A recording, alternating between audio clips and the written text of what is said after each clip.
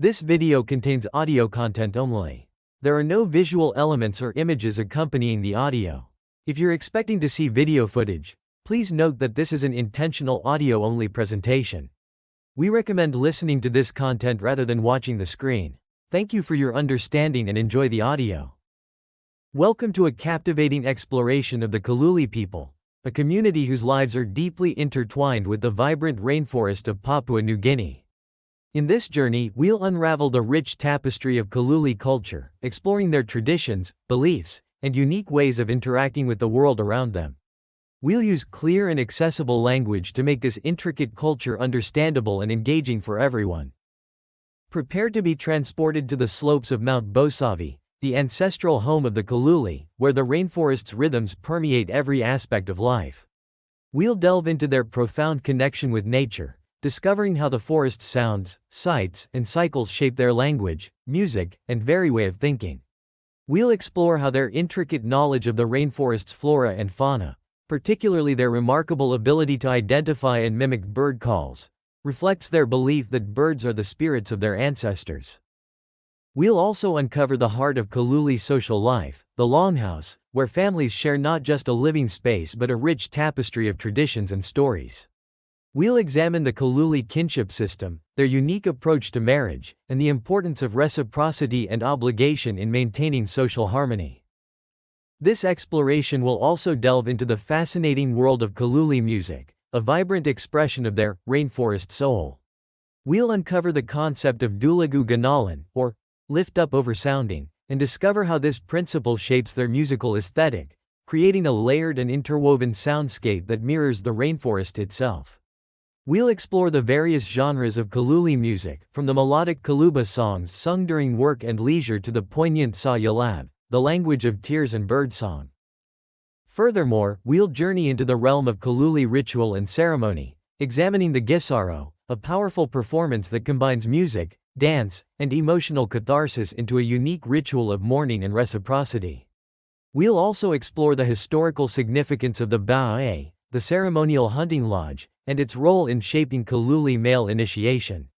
We'll discuss how these traditions have evolved over time, adapting to the changing landscape of Kaluli life while still maintaining a strong connection to their cultural heritage.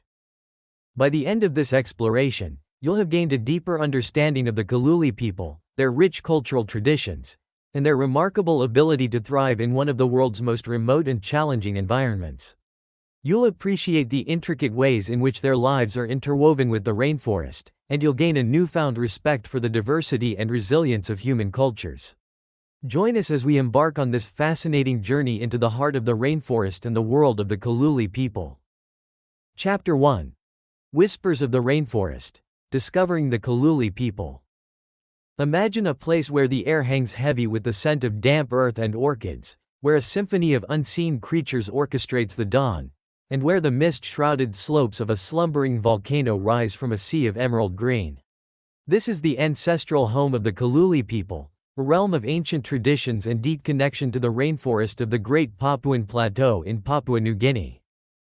The Kaluli, numbering around 2,000, are the largest of four closely related groups, collectively known as the Bosavi Kalu, or Men of Bosavi, who inhabit this remote corner of the world. Their territory, a mosaic of dense forest, clear streams, and hidden gardens, lies nestled on the northern slopes of Mount Bosavi, a landmark that anchors their identity and shapes their worldview. Their name, Kaluli, speaks to their sense of belonging, translating to real people of Bosavi, a testament to their profound connection with this land. For generations, they have lived in a world where the boundaries between human and nature blur, where the forest is not just a backdrop but a vibrant participant in their daily lives. The Kaluli's origins are shrouded in the mists of time, but their stories tell of a gradual eastward migration, a slow and steady movement deeper into the embrace of the primeval forest. This eastward drift, perhaps driven by the search for fresh garden lands or a desire to distance themselves from traditional enemies like the Bimi and Itoro to the west, speaks to their adaptability and their intimate knowledge of the rainforest's hidden pathways. Before the arrival of Europeans, the Kaluli world was one of relative isolation, their contact limited primarily to neighboring groups like the Sonya to the west and the Huli in the highlands. Trade with these groups formed a vital part of their existence, a network of exchange that provided them with essential goods. From the west came prized possessions like hornbill beaks and strings of dog teeth, symbols of status and wealth. The south provided valuable tree oil, while the Huli, their main trading partners, supplied them with salt, tobacco, and finely woven net aprons. In return, the Kaluli offered their own handcrafted goods, sturdy net bags, powerful black palm bows, and the elaborate costumes worn during ceremonial occasions. The forest itself was their primary provider, offering the materials for their longhouses, fences, and the tools they used to cultivate their gardens. The first encounter with the outside world came in 1935, when a patrol of Europeans ventured into the plateau, bringing with them the clang of steel and the gleam of unfamiliar goods. Among these new treasures, the steel axe and knife stood out, tools that would forever alter the Kaluli's relationship with the forest. The efficiency of these new implements revolutionized their traditional toolmaking, replacing the painstakingly crafted stone adzes and ushering in a new era of interaction with their environment. This initial contact, however, was but a brief prelude to a period of upheaval. The outbreak of World War II severed the tenuous link with the outside world, plunging the Kaluli back into isolation. This period, marked by a devastating lack of access to European medicine and knowledge, proved to be a turning point in their history. A wave of measles and influenza swept through the plateau, diseases for which the Kaluli had no immunity. The result was a catastrophic decline in their population, a loss from which they have yet to fully recover. Even today, the specter of disease hangs heavy over their communities, with high infant mortality rates and periodic influenza outbreaks posing a constant threat. Despite these challenges, the Kaluli's connection to the rainforest remains unbroken. Their knowledge of the forest is nothing short of extraordinary, a testament to generations of accumulated wisdom. They possess an encyclopedic understanding of the flora and fauna, able to identify hundreds of bird species by their calls alone, even mimicking their intricate songs with astonishing accuracy. Their myths and legends often feature birds as central characters, reflecting their belief that these feathered creatures are the spirits of their ancestors, their voices carrying messages from the unseen world. They can distinguish the tracks of individual animals, even recognizing the footprints of specific pigs, a skill honed by years of hunting and tracking through the dense undergrowth. The changing seasons are marked not by the ticking of a clock but by the subtle shifts in the forest's rhythm, the flowering of certain plants, the fruiting of trees, the changing calls of the birds. This deep understanding of their environment allows them to navigate the complex web of life that surrounds them, providing them with sustenance, shelter, and a profound sense of belonging. The rainforest's sounds and rhythms permeate every aspect of Kaluli life, shaping their language, their stories, and their very way of thinking. The concept of dulagu ganalan, or lift up over sounding, captures their unique perception of the forest's acoustic environment. They don't hear individual sounds in isolation but rather as a continuous, overlapping tapestry of interwoven voices. This layered soundscape, where the calls of birds, the rustling of leaves, and the murmur of streams blend seamlessly together, mirrors their own social interactions and their understanding of the interconnectedness of all things. Storytelling lies at the heart of Kaluli culture, a powerful means of transmitting knowledge, beliefs, and values from one generation to the next. Their stories are not mere entertainment but rather a living archive of their history, their relationship with the forest, and their understanding of the world. These narratives, often imbued with symbolic meaning and metaphorical depth, teach them about the importance of reciprocity, the consequences of greed, and the power of community. One story, for example, tells of a time when the roles of men and women were reversed, a cautionary tale about the disruption of balance and the importance of respecting traditional roles. Another recounts the origins of the Ba'e, a ceremonial hunting lodge, bestowed upon them by the Mule spirits of Mount Bosavi, highlighting the spiritual significance of the forest and the rituals that connect them to the unseen world. The Kaluli people, the real people of Bosavi, are a testament to the resilience of the human spirit and the enduring power of connection to place. Their story, whispered through the trees and carried on the wind, is a reminder of the rich tapestry of human cultures and the importance of understanding and valuing the diverse ways in which we interact with the world around us. Their world, a vibrant symphony of life, tradition, and deep connection to the rainforest, continues to unfold beneath the watchful gaze of Mount Bosavi, a testament to their enduring legacy. Chapter 2. Sa Yalab, the language of tears and birdsong. The Kaluli language, spoken in the heart of the Papua New Guinea rainforest, is far more than a collection of words and grammatical structures. It is a sonic embodiment of their world, a vibrant tapestry woven from the sounds of the forest, the whispers of spirits, and the poignant melodies of human emotion. Central to this linguistic landscape is Sa Yalab, the language of tears, a unique form of sung-texted weeping that encapsulates the Kaluli's profound connection to the natural world, their beliefs about the afterlife, and their understanding of sorrow. The Kaluli are masters of mimicry, their voices echoing the calls of countless bird species that inhabit the rainforest canopy. This virtuosity is not merely a display of skill but a reflection of their deep knowledge and respect for the avian world. Birds, in Kaluli belief, are not simply creatures of flesh and feather. They are the spirits of their ancestors, their songs carrying messages from the unseen realm. This belief imbues their language with a rich layer of symbolism, where bird calls become metaphors for human emotions, and the forest itself transforms into a chorus of ancestral voices. The word for bird, in Kaluli, Yelab, also means voice, blurring the lines between the natural and the spiritual. Specific bird calls are not just identified but imitated, their melodic contours and rhythmic patterns integrated into everyday conversation, storytelling, and song. The tolo, a small, wren-like bird with a distinctive descending call, becomes a sonic metaphor for sadness, its plaintive notes echoing the feeling of longing and loss. The vibrant calls of the kokol, a type of bowerbird, are associated with joy and celebration, their energetic rhythms mirroring the excitement of festive gatherings. These bird sound words, as they are known, are not simply onomatopoeic representations, they are imbued with cultural meaning, transforming the rainforest soundscape into a lexicon of emotions. This intimate relationship with bird sounds is perhaps most evident in Sa Yalab.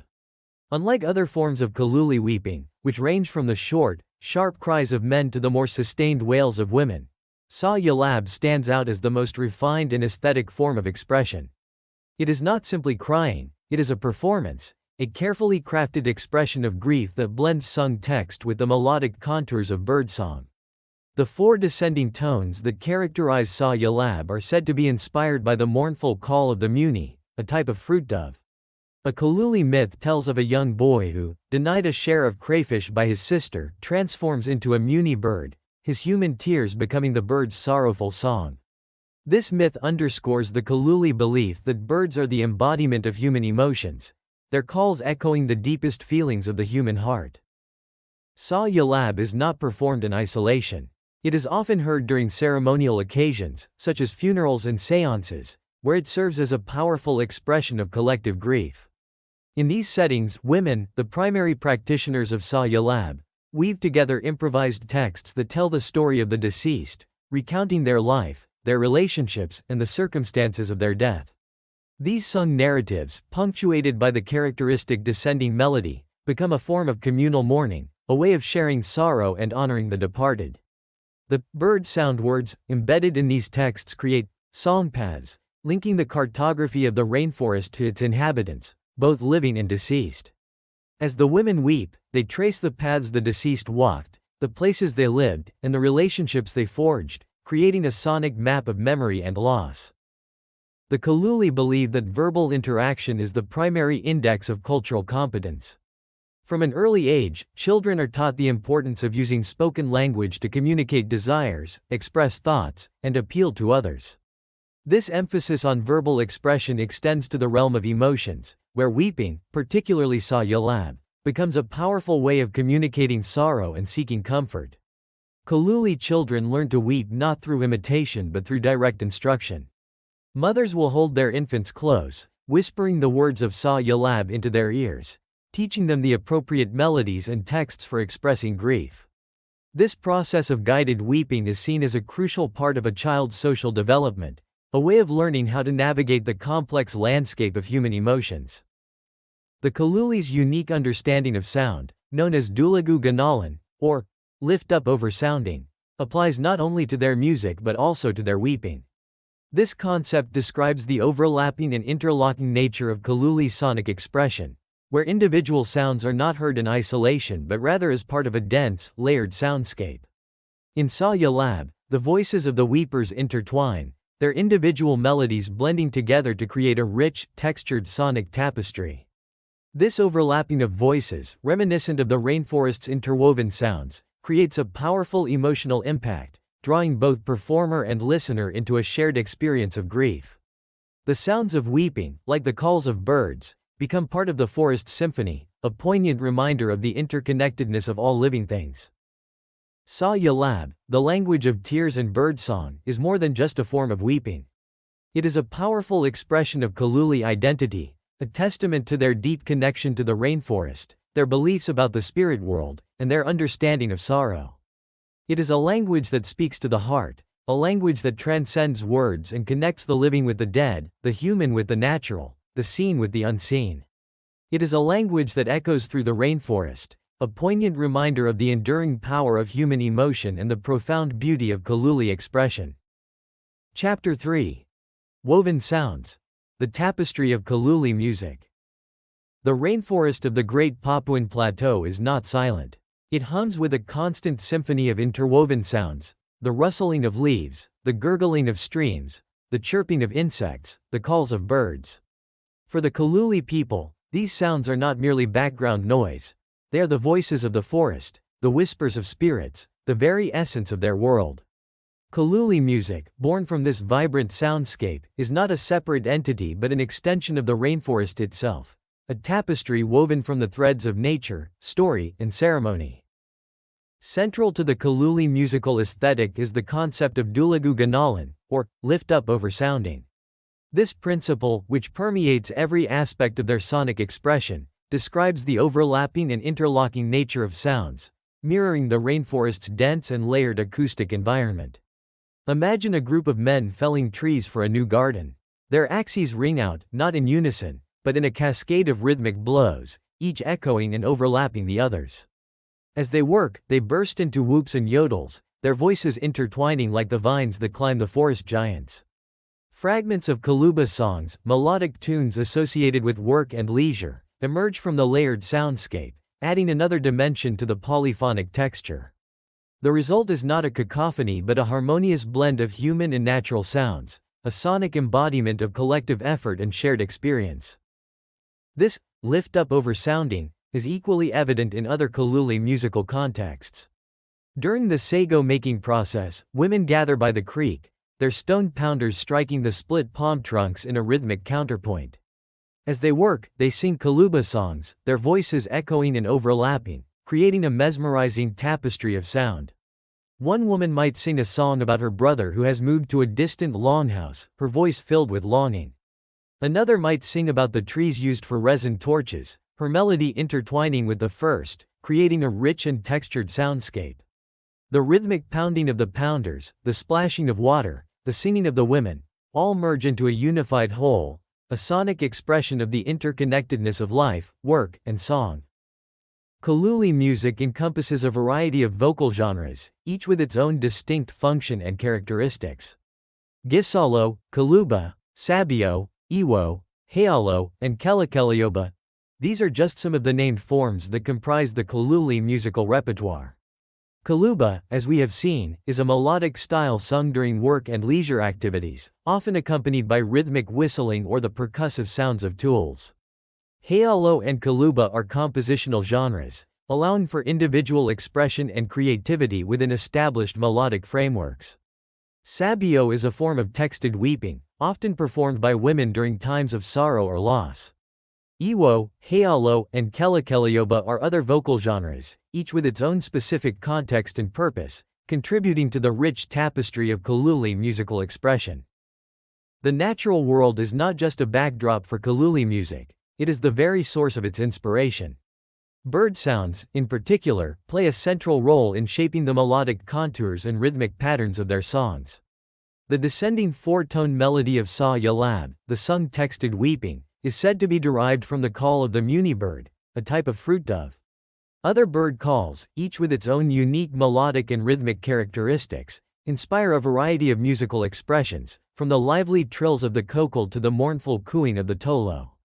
Water sounds, too, find their way into the Kaluli musical vocabulary. The gurgling of streams, the splashing of waterfalls, the rhythmic pounding of rain, these become percussive elements, shaping the rhythmic patterns and textures of their music. The Gisalo ceremony, perhaps the most dramatic expression of Kaluli musical and ritual life, stands as a powerful testament to their beliefs about death, reciprocity, and the spirit world. This elaborate ritual, performed at times of mourning, involves a complex interplay of music, dance, and emotional expression. Young men, chosen for their strength and vitality, prepare for the Gisalo in seclusion, crafting elaborate costumes and rehearsing their dances and songs. These costumes, adorned with feathers, shells, and brightly colored pigments, transform the dancers into bird-like figures, embodying the spirits of the deceased. As dusk settles over the rainforest, the Gisalo dancers emerge from their seclusion and make their way to the longhouse of a neighboring clan. Their arrival is met with a mixture of anticipation and trepidation. The dancers enter the longhouse and begin their performance, their movements mimicking the flight and calls of birds. The songs they sing, filled with bird sound words and poignant melodies, evoke the memories of the deceased, recounting their lives, their relationships, and the circumstances of their death. The aim is to elicit an intense emotional response from the audience, a cathartic release of sorrow and grief. As the performance reaches its climax, the audience, overcome with emotion, responds by burning the dancers with torches. This seemingly violent act is not an expression of anger but rather a powerful symbol of reciprocity. The burning represents the intense pain of loss, the burning grief that consumes the mourners.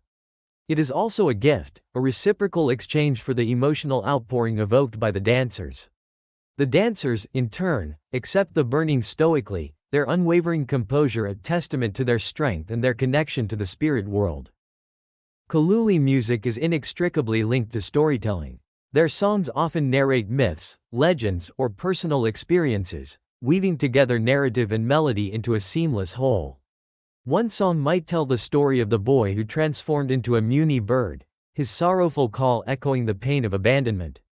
Another might recount the origins of the bae, the ceremonial hunting lodge, its rhythmic patterns mimicking the sounds of the forest. These stories, embedded in the music itself, are not simply recited but embodied, brought to life through the nuances of vocal expression, the interplay of rhythms, and the evocative power of bird sound words. The music becomes a vehicle for transmitting cultural knowledge, reinforcing social values, and connecting the Kaluli to their ancestral past. Musical instruments, though not as prominent as the human voice, play a significant role in Kaluli culture. They use a variety of instruments, each crafted from natural materials found in the rainforest. Bamboo flutes, fashioned from hollowed-out sections of bamboo, produce haunting melodies that echo the calls of birds. Drums, made from stretched animal skins and hollowed-out logs, provide rhythmic accompaniment for dances and ceremonies. Rattles, constructed from dried gourds filled with seeds or pebbles, add a percussive texture to their music. These instruments, imbued with symbolic meaning, are not merely tools for creating sound but extensions of the Kaluli's connection to the natural world. Kaluli music is not simply entertainment, it is a powerful expression of their rainforest soul, a testament to their profound relationship with the natural world and the spirits that inhabit it. It is a music that speaks to the heart, a music that connects the living with the dead, the human with the natural, the seen with the unseen. It is a music that echoes through the rainforest, a vibrant and enduring symphony of life, loss, and the enduring power of human expression. Chapter 4. The Longhouse Heartbeat. Echoes of Family and Tradition. The longhouse isn't merely a structure of timber and thatch, it's the very heartbeat of Kaluli social life. Imagine a spacious dwelling, some 60 feet long and 30 feet wide, raised on stilts 5 to 12 feet above the forest floor, with shaded verandas at either end offering respite from the tropical sun. This is the heart of the Kaluli community, a place where the rhythms of daily life intertwine with the echoes of generations past. Within these walls, 15 families, totaling 60 to 90 individuals, share not just a living space but a rich tapestry of traditions, stories, and a profound sense of belonging. The longhouse interior is a bustling microcosm of Kaluli society. There are no rigid divisions separating men and women, young and old. Families sleep on platforms arranged along the sides of a central hallway, a communal space where children play, piglets scamper, and the aroma of sago and roasted game hangs heavy in the air. Fireboxes, scattered throughout the longhouse, serve as hubs for smaller, solitary meals, while the main hearth, the heart of the longhouse, becomes the focal point for communal feasts and celebrations. The longhouse is more than just a residence, it's a town hall, a gathering place where community meetings are held, disputes are settled, and stories are shared. The sounds of the longhouse are as distinctive as its architecture. The grunts and snuffles of domesticated pigs, kept not for food but as watchdogs, provide a constant background hum. Their sensitivity to unfamiliar scents and sounds makes them surprisingly effective guardians, alerting the community to the presence of strangers with their agitated squeals. The rhythmic thud of stone pounders, used by women to process sago, the Kaluli staple food, punctuates the daily routine, a sonic reminder of the community's connection to the forest's bounty. And in the evenings, the air fills with the melodic strains of Kaluba songs, sung by women as they work, their voices intertwining like the vines that climb the rainforest trees. The longhouse is not a static entity, it's part of a cycle of construction, habitation, and relocation. Every 2 to 3 years, as the timber begins to decay and the surrounding gardens become depleted, the community dismantles their longhouse and moves to a new location, building a fresh dwelling in a new clearing. This cyclical pattern reflects the Kaluli's intimate relationship with the forest, a recognition of the need to allow the land to regenerate and replenish itself. The relocation is not simply a practical necessity, it's a reaffirmation of their connection to the land, a reminder that they are not just inhabitants but stewards of the rainforest. The Kaluli's sense of identity is inextricably linked to their longhouses and the land they occupy. Each longhouse community has a unique name, often derived from a prominent geographical feature, a towering tree, a meandering stream, a distinctive rock formation. These place names are more than just labels, they are integral to the Kaluli's sense of self, used in friendly greetings and as rallying cries in times of conflict. In social interactions, a Kaluli might introduce themselves not by their individual name but by their longhouse affiliation, saying, for example, "I am from the longhouse of the Whispering Falls." This strong identification with place underscores the Kaluli's deep connection to their ancestral territory, a connection that is reinforced through the stories and traditions passed down within the longhouse walls. The transmission of cultural knowledge within the longhouse is a continuous and organic process, woven into the fabric of daily life. Elders, repositories of the community's history and traditions, share their wisdom with younger generations through stories, songs, and everyday interactions. Children learn not through formal instruction but by observing and participating in the activities that make up Kaluli life: gardening, hunting, fishing, cooking, building. The longhouse itself becomes a living classroom, where the lessons of the past are brought to life in the present. One particularly poignant example of this intergenerational knowledge transfer is the way in which Kaluli children learn about the forest's sounds and rhythms. Mothers will often hold their infants close, whispering the words of Sa Yalab, the sung-texted weeping, into their ears, teaching them the melodic contours and emotional nuances of this unique form of expression. As children grow, they learn to identify the calls of different bird species, mimicking their intricate songs and incorporating them into their own vocalizations. This intimate knowledge of the rainforest soundscape is not just a display of skill. It's a reflection of their deep connection to the natural world and their belief that birds are the voices of their ancestors. The Kaluli kinship system plays a vital role in shaping social organization within the longhouse. Each longhouse community comprises 2 or more patrilineal clans, with membership inherited through the father's line. However, Kaluli also maintains strong ties to their maternal kin, creating a complex web of relationships that extends beyond the longhouse walls. Paternal kin provide the primary connections within the longhouse, while maternal kin create links to other longhouse communities, fostering a sense of interconnectedness across the Kaluli territory. The concept of the sibling set is central to Kaluli kinship. This group includes not just biological siblings but also all those of the same generation born of one's mother's sisters and father's brothers. The sibling set takes precedence over genealogical reckoning in establishing relationships, reflecting the Kaluli's emphasis on shared experience and social connection over strict bloodlines. Within the longhouse, siblings share food, work together in the gardens, and support each other in times of need.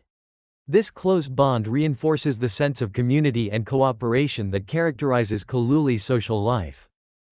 Marriage, often arranged by elders, plays a crucial role in strengthening kinship ties and maintaining social harmony.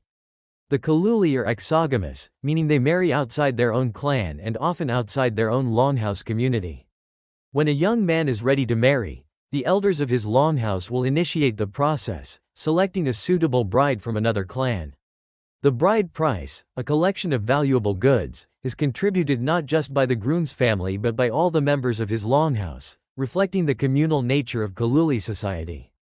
This shared contribution reinforces the bonds between longhouse members and underscores the importance of marriage as a social contract that extends beyond the individual couple. Reciprocity and obligation are fundamental principles that govern Kaluli's social life. Within the longhouse, these principles are constantly at play, shaping interactions between individuals, families, and clans. The sharing of food, for example, is not just a practical necessity but a powerful social act, a way of expressing care, building relationships, and reinforcing social bonds. When a family harvests a bountiful crop from their garden, they share the surplus with their longhouse roommates, creating a network of reciprocal obligation. Similarly, when a longhouse member needs assistance with a labor-intensive task, such as clearing a new garden plot or building a fence, others willingly offer their help, knowing that they can rely on similar support in the future. The longhouse, then, is more than just a dwelling. It's a microcosm of Kaluli society, a place where the rhythms of daily life, the echoes of tradition, and the bonds of kinship intertwine. It's a place where children learn the ways of their ancestors, where families share their joys and sorrows, and where the community gathers to celebrate their shared identity. The longhouse is the heartbeat of Kaluli's social life, a vibrant testament to the enduring power of community, reciprocity, and connection to place. Chapter 5. The Bao-A's Shadow, Initiation and the Shifting Sands of Tradition. The muffled thud of falling trees, the rhythmic rasp of adzes shaping timber, the excited chatter of young men. These were the sounds that heralded the construction of the Bao-A, the ceremonial hunting lodge, a structure that once stood as a powerful symbol of Kaluli male initiation. Not just a building, the Bao-A was a living entity, imbued with the spirits of the forest and the echoes of ancestral wisdom. Its oval form, nestled within a specially cleared space in the heart of the rainforest, represented the cyclical nature of life, death, and rebirth. Constructed from readily available forest materials, sturdy timber frames lashed together with vines, walls woven from palm leaves, and a roof thatched with sago bark, the Bao-A was a testament to the Kaluli's intimate knowledge of their environment and their ability to create harmony between human endeavor and the natural world. Inside, the Bao-A was a sanctuary, a place of seclusion and transformation. The air was thick with the scent of wood smoke and the earthy aroma of damp earth.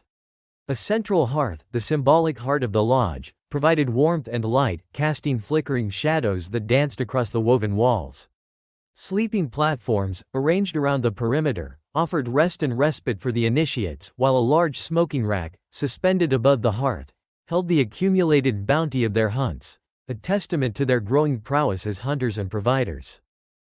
The Bao-A was not just a physical space, it was a crucible of transformation, where boys, on the cusp of manhood, underwent a series of rituals designed to shape them into strong, capable, and responsible members of Kaluli society.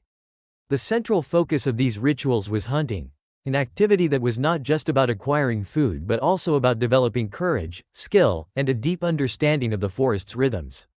The initiates, guided by experienced hunters, learned the secrets of tracking game, crafting traps, and using the powerful black palm bows.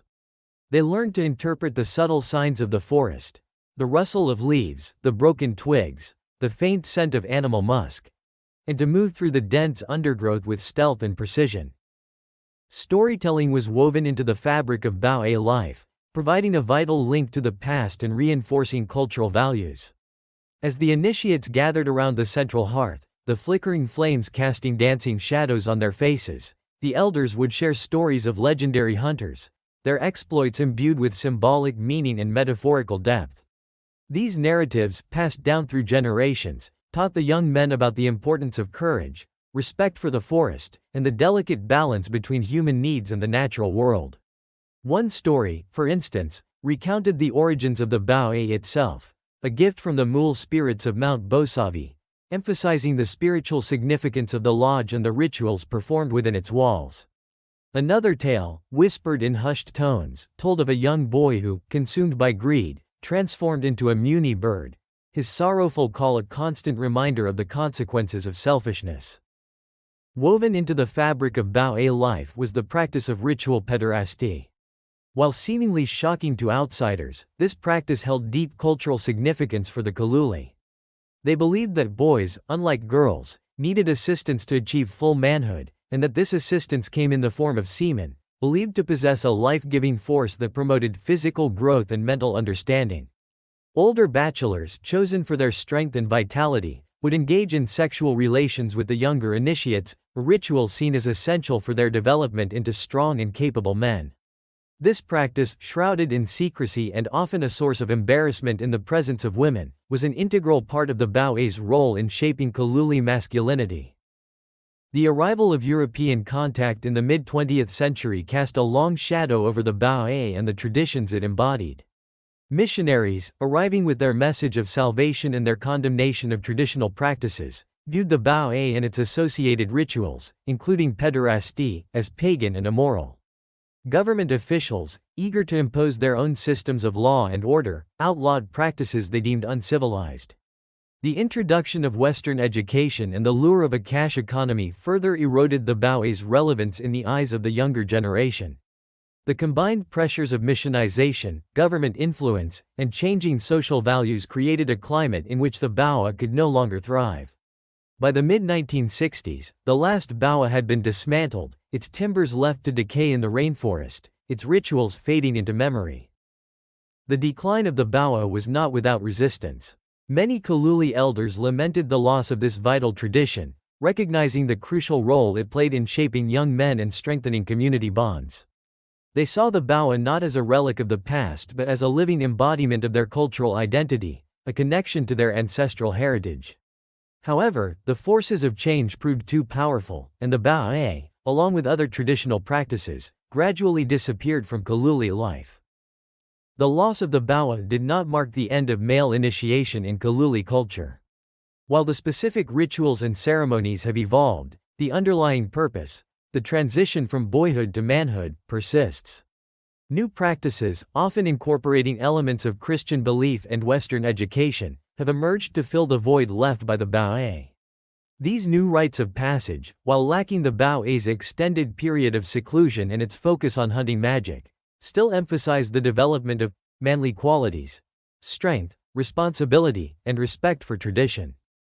Storytelling continues to play a vital role in these evolving initiation practices, providing a link to the past and reinforcing cultural values. While some stories, like those recounting the origins of the Bao'e or the exploits of legendary hunters, may have faded from the collective memory, others have adapted and evolved, incorporating new themes and perspectives. Stories about the importance of education, the challenges of navigating a cash economy, and the responsibilities of Christian faith now intertwine with the older narratives, reflecting the changing landscape of Kaluli life. The stories, like the rituals themselves, have become a testament to the Kaluli's adaptability and their ability to maintain their cultural identity in the face of change. The Bao'e, though now a shadow of its former self, continues to resonate in the Kaluli imagination. Its memory, preserved in stories and whispered tales, serves as a reminder of a time when young men were initiated into manhood within the embrace of the rainforest, guided by the spirits of the forest and the wisdom of their ancestors. The Bao'e's legacy, though transformed, lives on, shaping the evolving landscape of Kaluli male initiation and providing a powerful link to their rich cultural heritage. Chapter 6. Gisaro. Whispers of Sorrow, Echoes of Reciprocity. The rainforest, for the Kaluli, is not merely a backdrop to their lives. It is a living presence, a source of sustenance, inspiration, and deep spiritual connection. This intimate relationship with the natural world finds its most poignant expression in the Gisaro, a unique ceremonial performance that blends music, dance, storytelling, and emotional catharsis into a powerful ritual of mourning and reciprocity. Unlike the seclusion and transformative rituals of the Bae, the Gisaro is a communal experience, a public expression of grief that binds the community together in a shared experience of sorrow and remembrance. Imagine the scene. Dusk settles over a Kaluli longhouse, the air thick with anticipation. Word has spread that a neighboring clan will be performing the Gisaro, a ceremony to honor the dead and offer solace to the grieving. The longhouse verandas fill with people, their faces etched with a mixture of excitement and apprehension. The Gisaro is not just a performance, it is a deeply emotional experience, a journey into the heart of sorrow. As darkness descends, the Gisaro dancers emerge from the forest, their figures adorned with elaborate costumes that transform them into otherworldly beings. Feathers, shells, and brightly colored pigments create a mesmerizing spectacle, blurring the lines between human and animal, spirit and mortal. The dancers' movements mimic the flight and calls of birds, creatures revered by the Kaluli as the spirits of their ancestors. The tolo bird's descending call, a sonic metaphor for sadness, echoes through the rainforest, setting the emotional tone for the ceremony.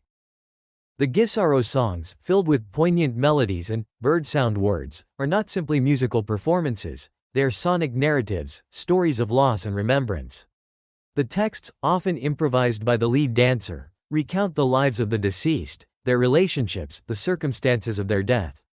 These sung narratives are not mere eulogies, they are powerful evocations of memory, designed to stir the deepest emotions of the audience.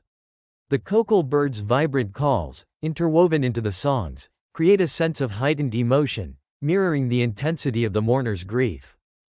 The Kaluli believe that the most profound expressions of sorrow are not individual but collective. The Gisaro is not just about personal grief, it is about shared loss, a communal experience that binds the community together. As the dancers' voices rise and fall, weaving a tapestry of sorrow, the audience responds with their own expressions of grief. Tears flow freely, wails of anguish fill the air, and the longhouse reverberates with the sounds of collective mourning. The climax of the Gisaro is a powerful act of reciprocity. As the dancers reach the peak of their emotional intensity, the audience members, overcome with grief, rush forward and burn the performers with torches.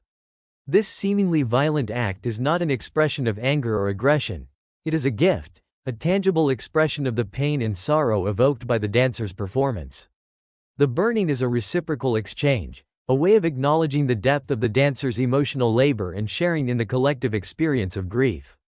The dancers, in turn, accept the burning stoically, their unwavering composure a testament to their strength, their connection to the spirit world, and their commitment to the ritual.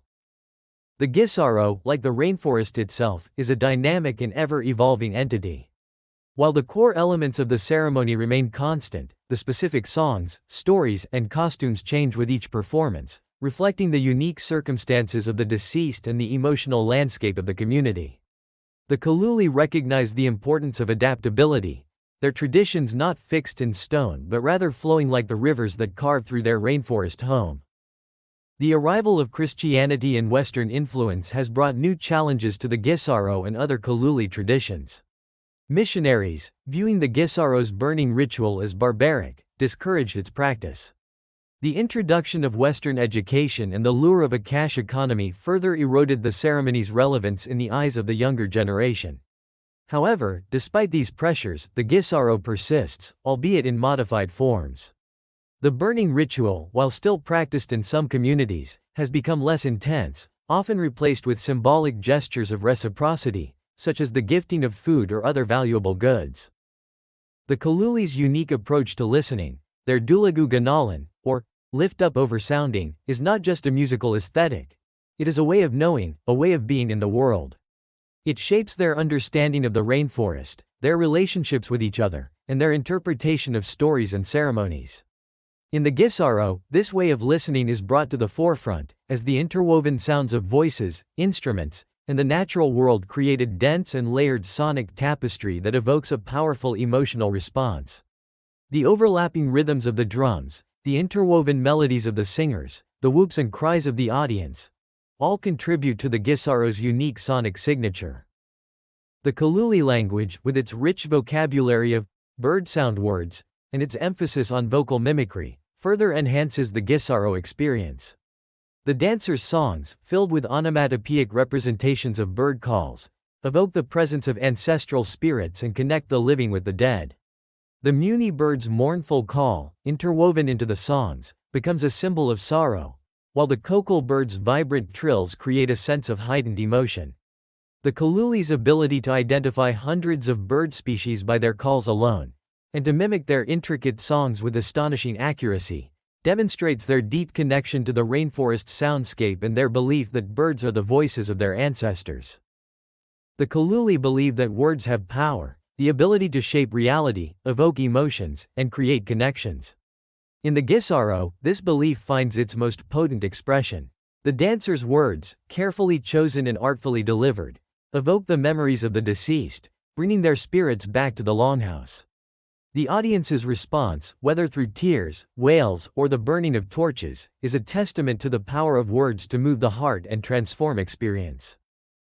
The Gisaro, with its interwoven sounds, evocative stories, and powerful rituals of reciprocity, is more than just a ceremony. It is a reflection of the Kaluli soul, a testament to their deep connection to the rainforest, their beliefs about the spirit world, and their understanding of sorrow. It is a unique and powerful expression of human emotion, a ritual that binds the community together in a shared experience of grief, remembrance, and the enduring power of human connection. This exploration of the Kaluli people is just a beginning. Further research into their language, music, and social structures can reveal even deeper insights into their unique worldview and the complex interplay between culture and environment. The Kaluli's story reminds us of the importance of listening to the whispers of the rainforest and learning from the wisdom of cultures deeply connected to the natural world. What are your thoughts on the Kaluli people and their remarkable connection to the rainforest? Share your questions and insights in the comments below. We'd love to hear from you. Don't forget to like, subscribe, and suggest topics for future explorations. The journey of discovery continues, and there's always more to learn. Embrace your curiosity, and let's explore the world together.